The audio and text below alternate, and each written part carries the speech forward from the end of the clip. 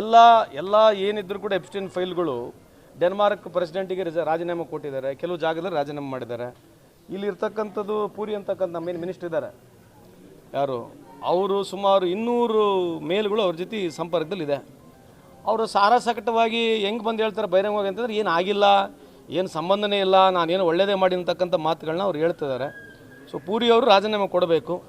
ಎರಡನೇದು, ಇನ್ನು ಭಾಳಷ್ಟು ಹಲವಾರು ವಿಷಯಗಳು ನಾವು ಮಾತನಾಡ್ಬೋದು, ಬಟ್ ನಾಳೆ ನಾಡ್ದು ನಾನು ಪ್ರೆಸ್ ಮೀಟ್ನಲ್ಲಿ ಮಾತನಾಡ್ತೀನಿ. ಇವತ್ತು ನಾವು ಕೇಳ್ತಕ್ಕಂಥದ್ದು ಮೊನ್ನೆ $500 ಬಿಲಿಯನ್ ಏನು US ಟ್ರೇಡ್ ಡೀಲ್ ಆಗಿದೆ. ಇದು ಯಾರಿಗೆ ಅನುಕೂಲ ಆಗಿದೆ? ನಮ್ಮ ಕಾಲದಲ್ಲಿ ನಮಗೆ ಇರ್ತಕ್ಕಂಥದ್ದು 3% ಆ್ಯಾವ್ರೇಜ್ ನಮಗೆ ಟ್ಯಾರಿಫ್ ಇತ್ತು. ನಮ್ಮ UPA ಸರ್ಕಾರದಲ್ಲಿ US ನಮಗೆ 3% ಟ್ಯಾರಿಫ್ ಇತ್ತು. ಇವರು 25%ಗೆ ಹೋಗಿ 18%ಗೆ ಬಂದಿದೆ. ಈಗ 3ರಿಂದ 18% ಟ್ಯಾರಿಫ್ ಆದರೂ ಇವರೇ ಒಂದು ಉತ್ಸವಗಳು ಮಾಡ್ತಾರೆ, ಇವರೇ ಮೆರವಣಿಗೆ ಮಾಡ್ತಾರೆ. ಪ್ರಧಾನಮಂತ್ರಿ ಹೋಗಿ ಎಲ್ಲೋ ಒಂದು ಜಾಗದಲ್ಲಿ ನಿಂತ್ಕೊಂಡು ಹೂವಿನಾರ ಹಾಕ್ಸ್ಕೊಳ್ತಿದ್ದಾರೆ. ಅದೇ ಆಯಿತು. ನಮ್ಮ ಸಂದರ್ಭದಲ್ಲಿ 30ರಿಂದ 150%ವರೆಗೆ ಟ್ಯಾರಿಫ್ ಇತ್ತು.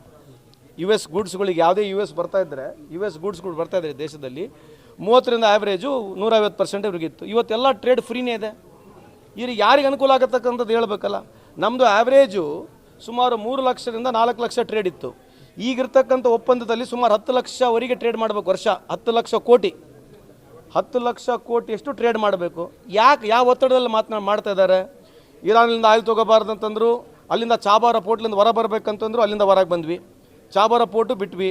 ಇರಾನ್ನಿಂದ ಆಯಿಲ್ ತೊಗೊಳ್ತಾ ಇಲ್ಲ, ರಷ್ಯಾದಿಂದ ಆಯಿಲ್ ತೊಗೊಳ್ತಾ ಇಲ್ಲ. ಈಗ ಅಮೇರಿಕನ್ದಲ್ಲ ವೆನೆಜುವೆಲಾದಿಂದ ತೊಗೋಬೇಕು. ಪುಟಿನಿಗೆ ಕರ್ಕೊಂಬಂದ್ವಿ. ಪುಟಿನಿಗೆ ಕರ್ಕೊಂಬಂದು ಫೋಟೋ ಹೊಡ್ಕೊಂಡು ಏನು ದೊಡ್ಡ ಪ್ರೆಸ್ ಮೀಟ್ಗಳು ಮಾಡಿ ದೇಶ ಇಂಪಾರ್ಟೆಂಟ್, ನನಗೆ ದೇಶ ಇಂಪಾರ್ಟೆಂಟ್ ಅಂತ ಯಾರು ಹೇಳಿದ್ರು? ನರೇಂದ್ರ ಮೋದಿ ಸಾಹೇಬ್ರು ಹೇಳಿದ್ರು. ಮತ್ತು ಈಗ ಯಾಕೆ ಮಾಡ್ತಾ ಇದ್ದೀರಿ? ಆಮೇಲೆ ಈಗ ಲಾಭ ಸುಮಾರು 1 ಲಕ್ಷ ಕೋಟಿ ಮಾಡಿದ್ದಾರೆ.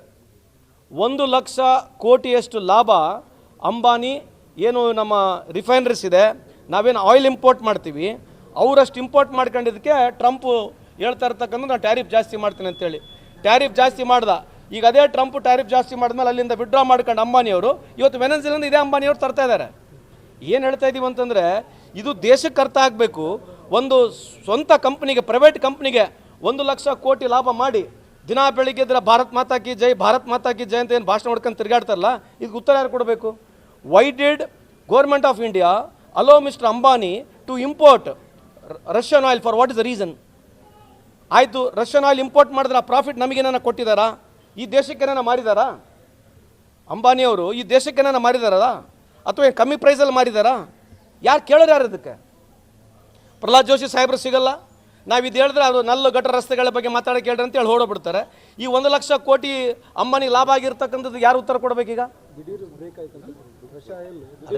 ಬ್ರೇಕನಾಗಲಿ ಏನನ್ನಾಗಲಿ, ಯಾಕೆ ಅಂಬಾನಿ ಕಂಪ್ನಿಗೆ ಯಾಕೆ 1 ಲಕ್ಷ ಕೋಟಿ ಲಾಭ ಮಾಡಿಕೊಟ್ರಿ?